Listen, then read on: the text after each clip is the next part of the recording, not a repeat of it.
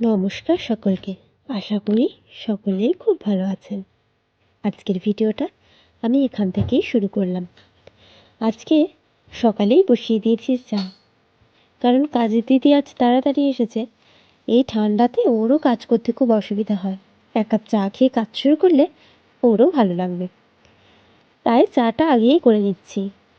আর একবারই পুরোটা করে নেব, রান্নার মাঝখানে আবার চা করতে ভালো লাগে না।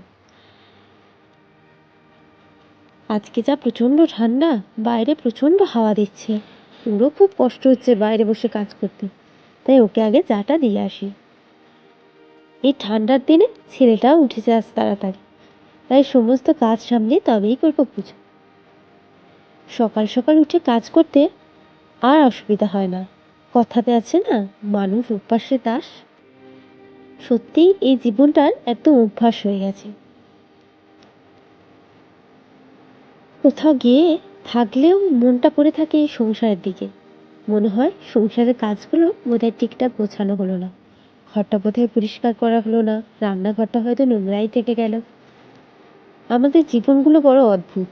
এই কিছু বছর আগেই কেমন অন্য কিছু নিয়ে চিন্তা করতাম, এখন চিন্তার বিষয় সংসার, সন্তান, স্বামী, এইসব।